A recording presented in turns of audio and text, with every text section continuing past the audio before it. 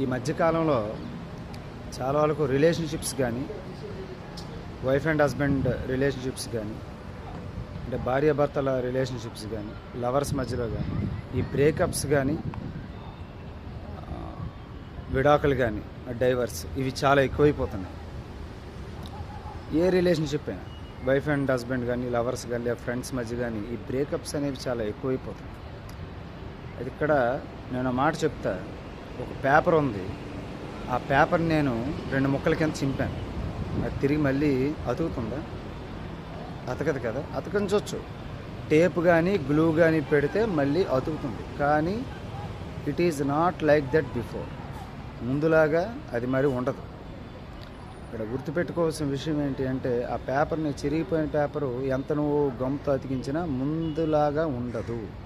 అలాగే ఒక రిలేషన్షిప్లో ఉన్నప్పుడు హెజిటేషన్లోనో, ఆలోచన లేకుండానో, ఆవేశంలో కానీ, అజ్ఞానంలో కానీ నువ్వు ఒక మాట అనేస్తే, ఎలాగైతే చిరిగిపోయిన పేపర్ మళ్ళీ గమ్ముతో అతికిస్తే ముందులాగా ఉండదో, నువ్వు అది రిలేషన్షిప్ ఏదైనా కావచ్చు, కుటుంబ సభ్యుల మధ్య రిలేషన్షిప్ అవ్వచ్చు, బంధువులతో అవ్వచ్చు, నీ ప్రాణ స్నేహితులతో అవ్వచ్చు, నీ భార్యతో అవ్వచ్చు, నీ భర్తతో అవ్వచ్చు, ఎవరితోనైనా అవ్వచ్చు, ఏ రిలేషన్షిప్ అయినా అవ్వచ్చు.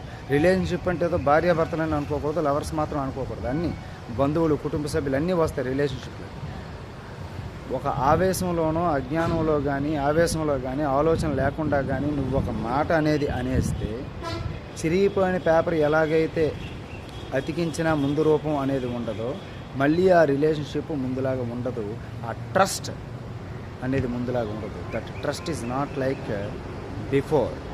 సో ఒక మాట మాట్లాడే ముందు, ఒక పని చేసే ముందు 1కి 10 సార్లు పర్వాలేదు, టైం తీసుకో. 100% తొందరపడితే no, I need some time అని చెప్పు, పర్వాలేదు. అంతేకాని మొహమాటానికి పోయి అందరూ నవ్వుతారు అని చెప్పి నువ్వు ఒక మాట అనేస్తే మళ్ళీ తిరిగి దాన్ని వెనక్కి తీసుకో.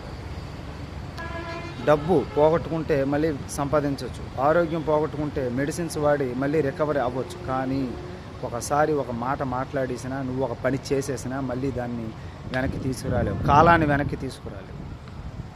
కనుక ఆవేశంలో ఒక మాట మాట్లాడేయద్దు. సినిమా కాదు, సినిమా వేరు, నిజ జీవితం వేరు. సోషల్ మీడియా అంత ఫేకు, అందులోది వేరు, నిజ జీవితం వేరు. ఒక్కసారి అందరూ ఆలోచించండి. మాట్లాడేటప్పుడే 1కి 10 సార్లు ఆలోచించి ఈ మాట కరెక్ట్ కాదా. మౌనం వహించు. మౌనం వల్ల చాలా సమస్యలు, 100కి 99.99% సమస్యలు పరిష్కారం అవుతాయి. అప్పుడు ఆ రిమైనింగ్ 1% నువ్వు ఎంత రెస్పాండ్ అవ్వాలో అంత రెస్పాండ్ అవ్వు. చాలు, మౌనం గురించి చాలు. ఒక పని చేసే ముందు, ఒక మాట మాట్లాడే ముందు చాలా జాగ్రత్తగా ఆలోచించి మాట్లాడు. ఆలోచించండి ఒకసారి నేను చెప్పిన విషయం. శ్రీమాత్రే నమః.